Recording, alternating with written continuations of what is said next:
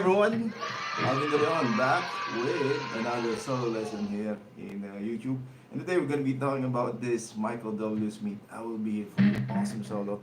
And this is from one of my favorite, I can say, session guitar player, because I've done so many solos of Mr. Don Huff. Right? Also, one of my favorites is Michael Landau, I think.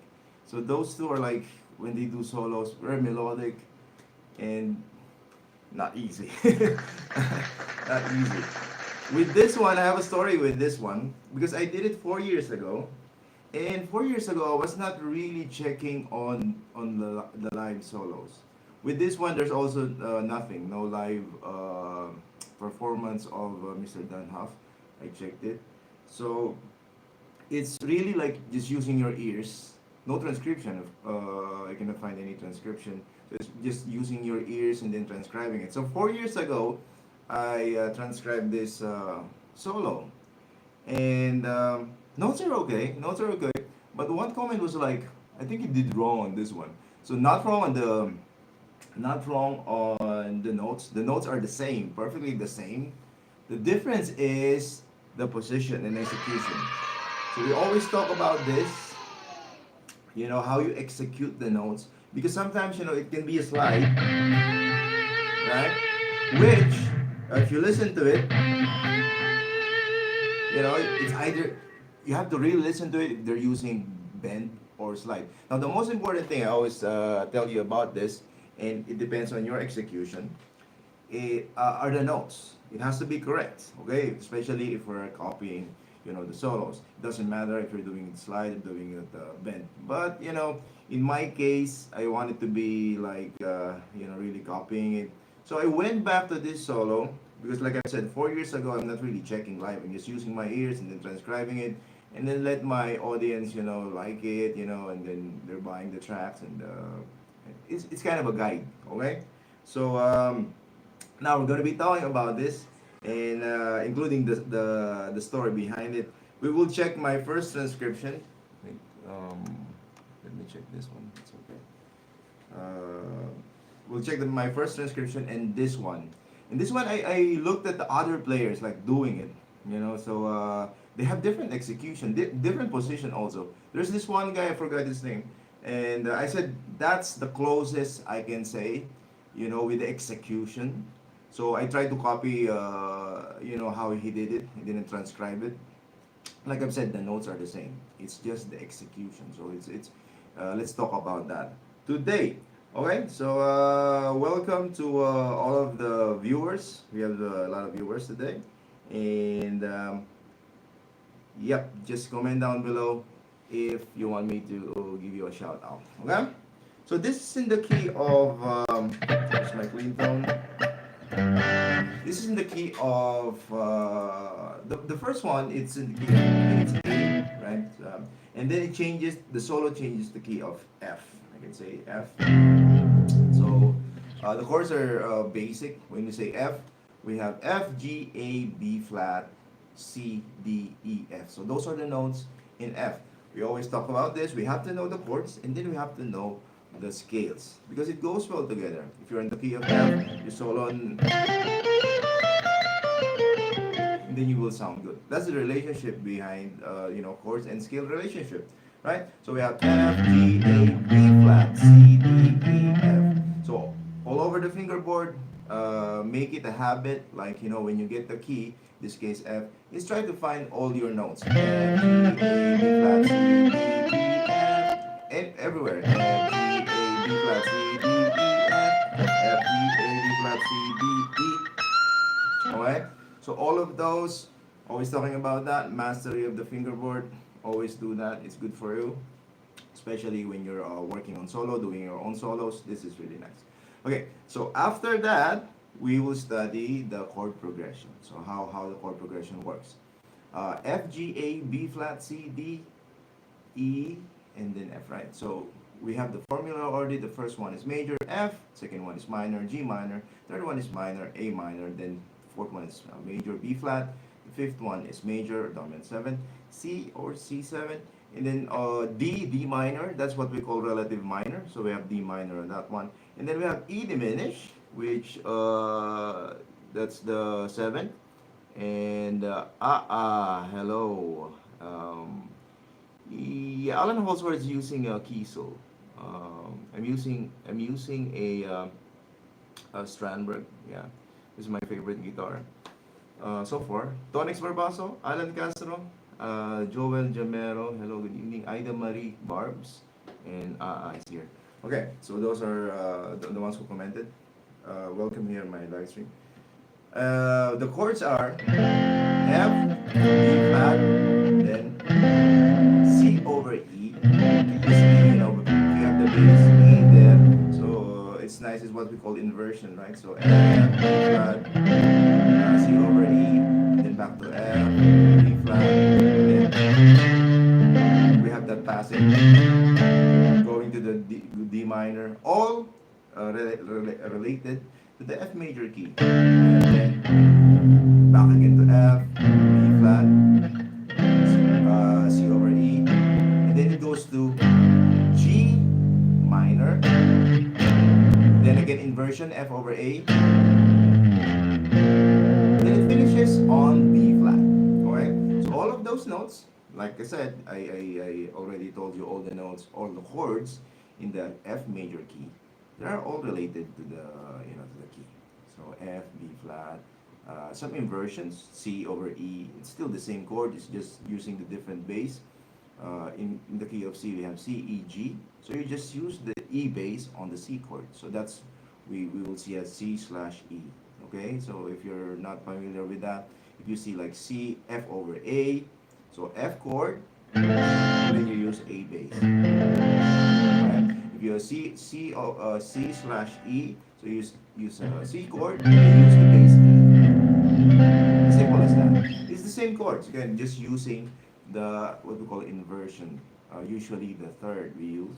Okay? F A C we use the A. C E G we use the E. Sometimes we use also the fifth, which is sometimes we have C over G, right? Like this. You see that chord? That's a C with a G bass. So that's what we call second inversion. Alright? So that's the theory behind it. But it's so simple. You use the notes, the other notes on the chords as your bass. Alright. So everything is clear. The key, the chord progression is good. Now we go to the notes in this solo. The first one, like this one, we don't know if he took because the first note is A, okay, but it's a bend, so we don't know if he took it here on the second string or he took it here on the 12th. Like I've said, there's no live performance of Dan Half, with this one. Now, I check also the other players who you did the covers of this one. Some did it here, some did slides. Okay, so I did it on the 12th fret, third string. They're all the same notes, and again, it's like just listening to it. I think it's a bend. I think it's a slide. It's really hard to listen sometimes. If it's slide, especially if it's fast. Anyway, I took it on the 12th fret. Again, third string. That bend. Now, if you want, you can take it here also. It has a slightly different tone because here it's kind of more treble there. It's more rounded. Now it's entirely up to you, right? So that's the first note. And then looking at what I did, let's say on my old one, which is 4 years ago, because I did two already. I'm checking all my old videos and looking at live now. Like I've said, when I started out, I don't even bother looking at live and just transcribing everything. How to move it here. You see, I did a slide. I did this. You see that? So and then different position. And then I did the slide again. And then I did the slide again in this section.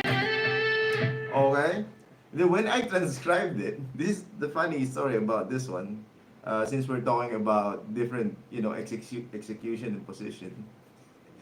I transcribed it when I was listening to it. I transcribed it like this. Okay. I transcribed it like that. So I think that's how he.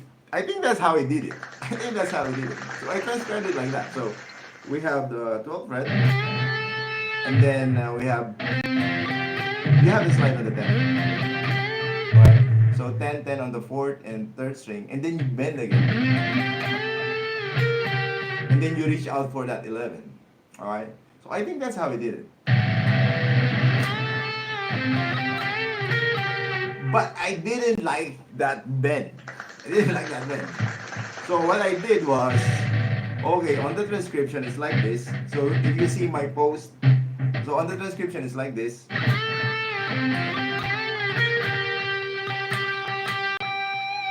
Then there's a harmonics there, and I'm not sure again if it's like harmonics from the amp. You know, we have that feedback, you know, harmonics, or it's a tap harmonic. So again, I don't know if that's the case, but you know, I just listened and then I just copied it. Right? But the funny thing is, I didn't do that bend on my execution. I didn't do it. What I did was,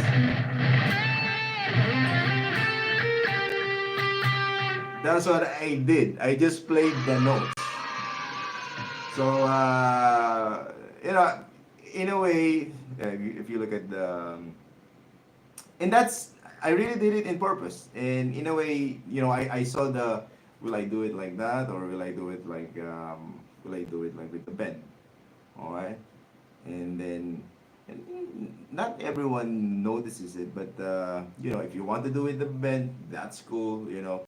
So I'm just giving you like a guide every time with my transcription, because this is my transcription. I'm not really following anyone, or you know, I'm using my ears. And then if there's a live video that I can see, I will really follow what he's doing and transcribe it. In this case, nothing, no one.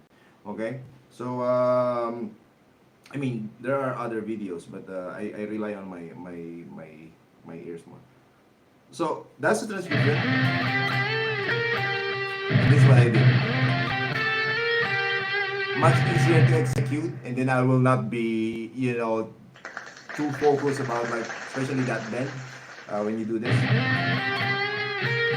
You know, it's really prone to mistake. You know. And then hitting that 11. So I just did. Alright. So I made it my own. So what I'm saying is, if you really want to try that, you know, we have that bend there. If you want to try what I did, you can try it. You know, I'm giving you that freedom to work on your techniques and work on your own style in this case. Alright, so we have that first part. And then I added that, which is not on my other transcription. This one.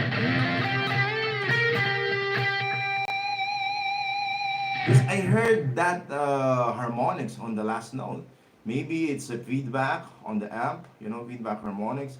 But if not, it's an harmonic. It's harmonics.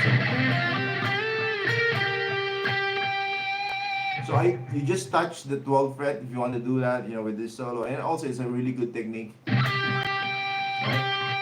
So you play the 12th fret here, and then 24th fret. Even if you don't have 24 frets, you know, the placement of your frets. Even if you have 22 frets.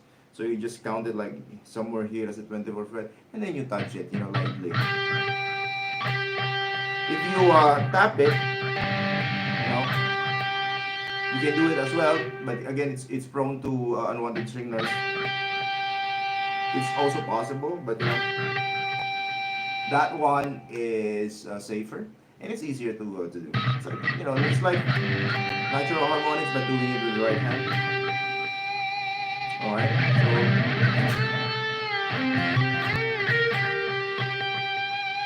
so that's the first part. And then we have this rake, or like a sweep. Right, and that's cool. It's a D minor sweep. D minor 7. It can be like a really, you know, like real sweep. can do it like that. But it can also be like just a rake or a palm muted or muted notes. Because the thing is, if you just do it, right, it gives more like flavor, subtlety into it. It's more engaging, let's say. And also, we're copying solo from one of the greatest, I can say, session player in the world, right? So that one, like a rate or a sweep, do it whatever you want. So it's just a D minor, 12, 10, 10, right? And again, transcription. I have two transcriptions of this one. You can check it out. Note for note, no problem with that one. I'm teaching you like the execution. Okay, so all of that is, if we talked about scale, you can use the D minor pentatonic position, 10 position as your guide on this one, so that you have a guide where to play the notes, right?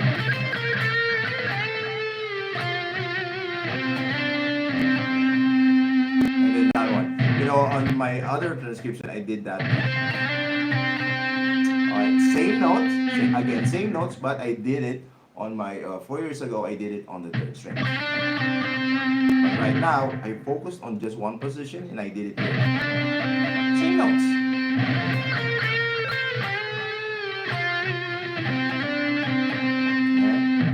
On the other one, I think I did it like.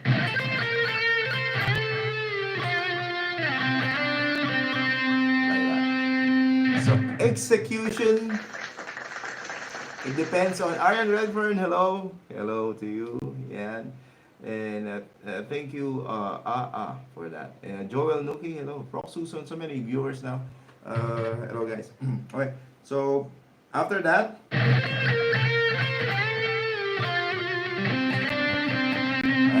we have this again on this position.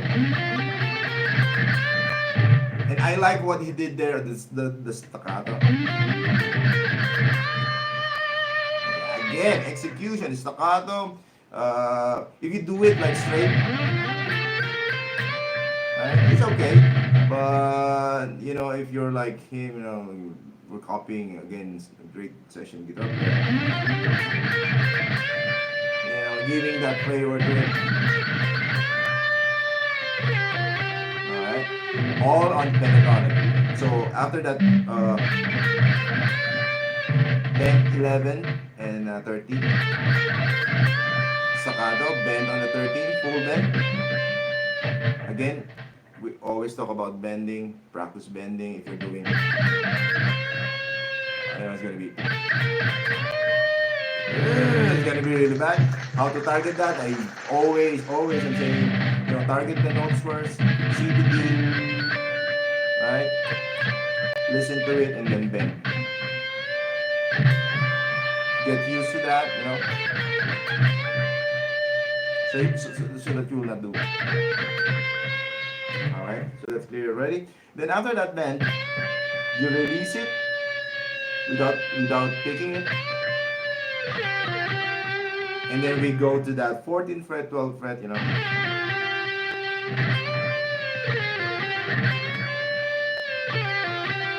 Really nice technique to work on. So bending on the 13th fret, second string. And then you release.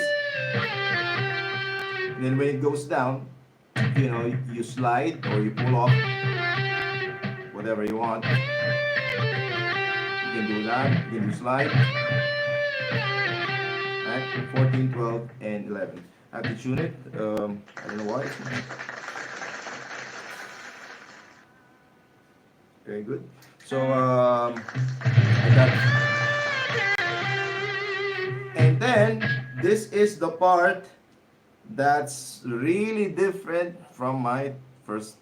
I mean, the notes are correct. No, notes are the same, but the execution is really far. Look, what I did there on my version. See, I did it here. Same,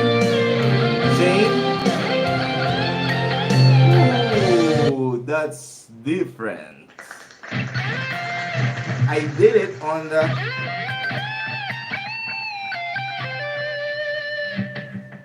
I played it on the second string. Now, what does it teach us on this situation now?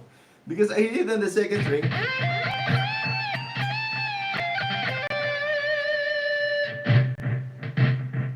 it's correct. It's the same. It sounded the same, but what I did and copied the other guy who did this one. So for someone who was checking the solos, they can really see the difference. This is the same. It sounds perfect, right? But the other one, I used this first string. And then I use the pinky to hit that other note. So you will see when you check the transcription, it's fascinating for me because when I listen to it without looking at anyone, this 4 years ago, this is what I got. Right? It's the same. It's good. But then here, when I saw someone and I said, "Ah, that's a really good idea." It's the solo is like the she's gone solo. When you use the pinky when you're up. So you're up there and then you use the pinky. Even though my pinky is like having a hard time doing that because I have a problem with my pinky. But anyway, so when you bend, so while you're bending on that 15th fret first string and then you reach out for that pinky, you're actually hitting that B flat note. So here, this is much easier. If you check it, the B flat note is just there, under there, on the first string. Alright? So I think that the one that commented that it's wrong, maybe he's used to that first, first string. Right? But listen to the notes. You won't be able to figure out what I'm doing there. Maybe if I'm, not if you're not looking to my fingers, right? So that's the first one. The second one. This first one. It sounds totally the same, but again, execution. So check that out. The old one and the first one, and you'll see what I'm talking about. And then after that, we have this part.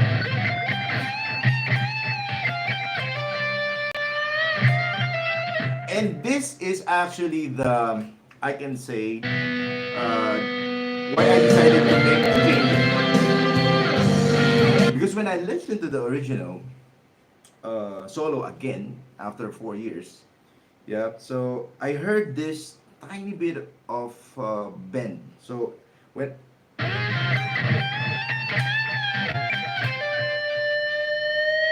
you did a bend, like a bit of a bend, before going to this. And then when I'm trying to do it here,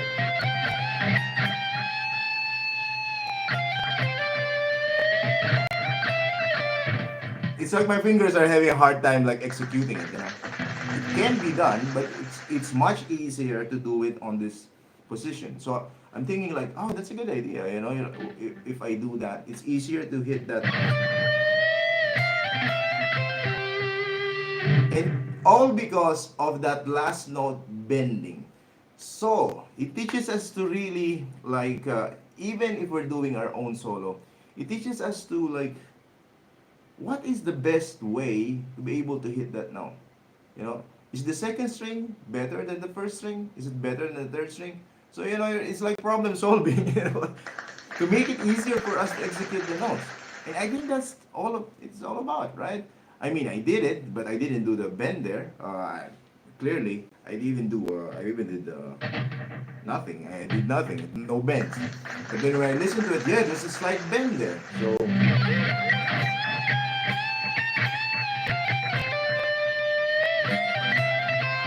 alright, there's a slight bend there. And then what they did also on this part, what I did on 4 years ago is this,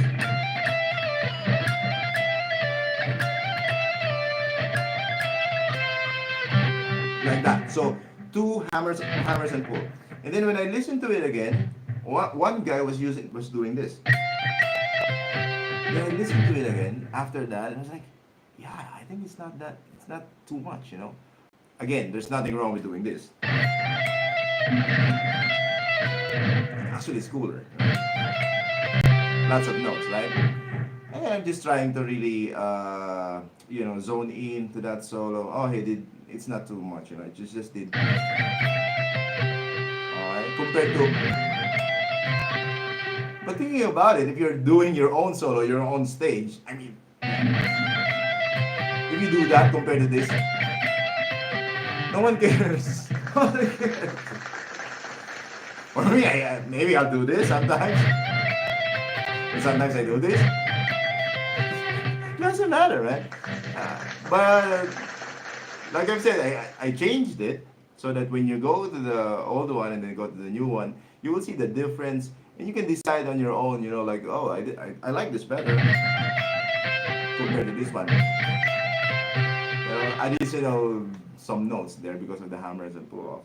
So after that bend, and then this part, on my old one, okay, my old one, so I did this. Okay. That's what I did. Right? So after this, but we have that B flat. You know, he did that. And then I just go to the one.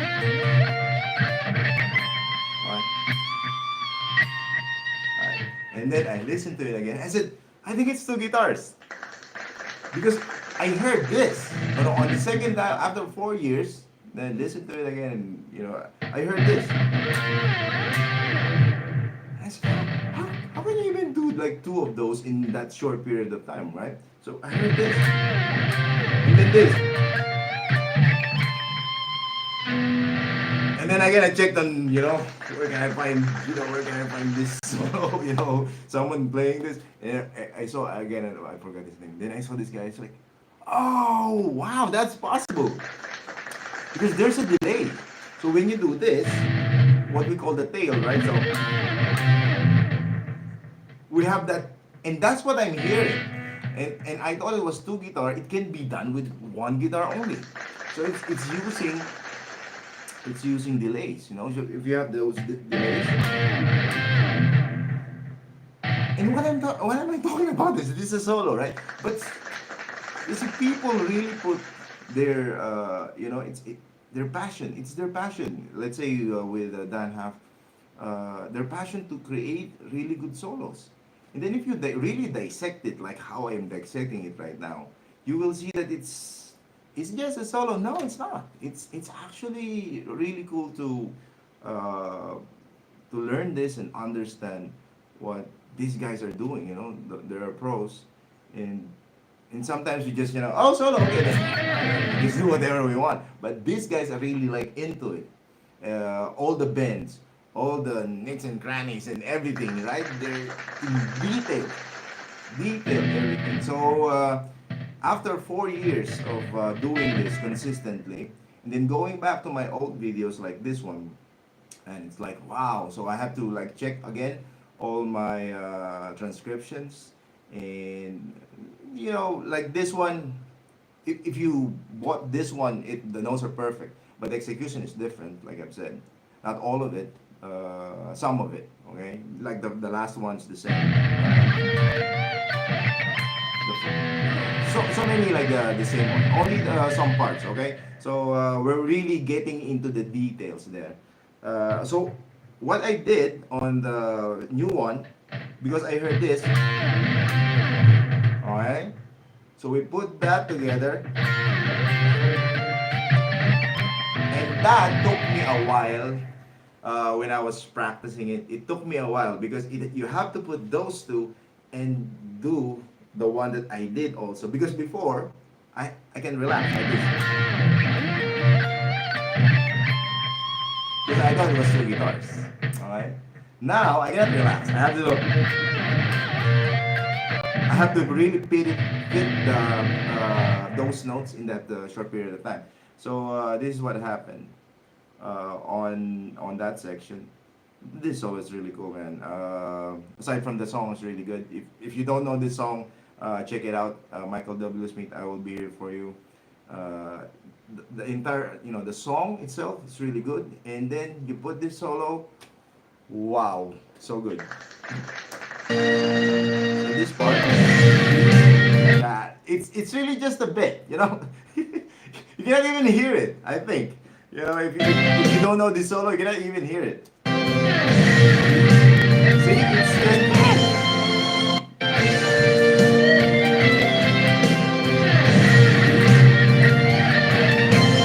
it's really fast.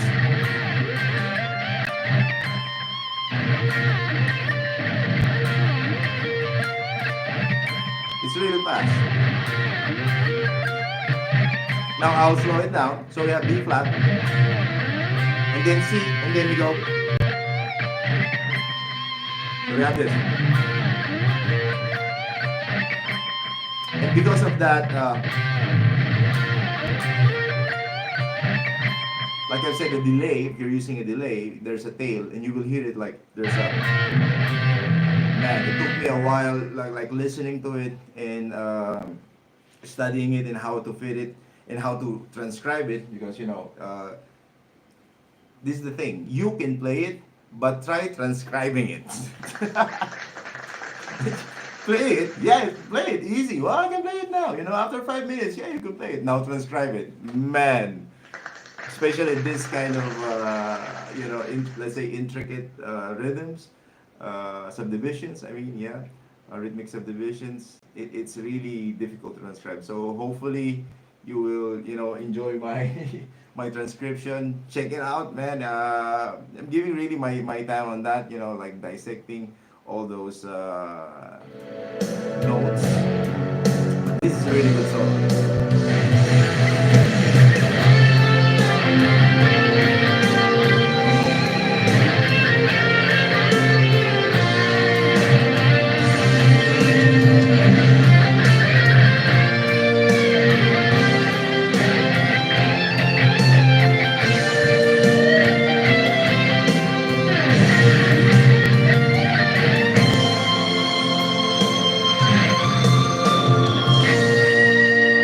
Beautiful. Then we have the backing track, right? So, let me play it again.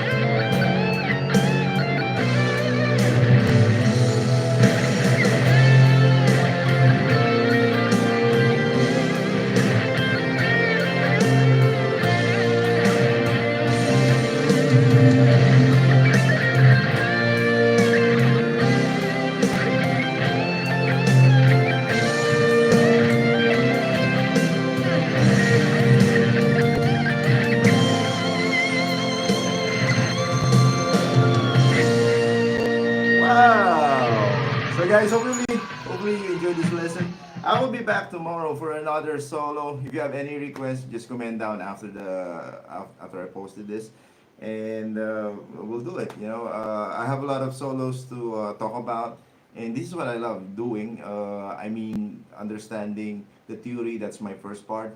Understanding the chords, understanding the notes with the solo, the scales, and then after that, how it was done or executed. So it's always going to be like that.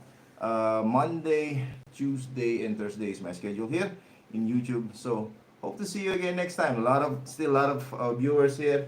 I hope you're enjoying what I'm doing. So see you again tomorrow, same time here in YouTube. So thank you so much. Who else is here? We have Javolo, we have Reggie, Nieto, Boss, we have Praveen Lakra, we have Nixon. I think I shouted out everyone. So enjoy and see you again tomorrow, guys. Bye bye.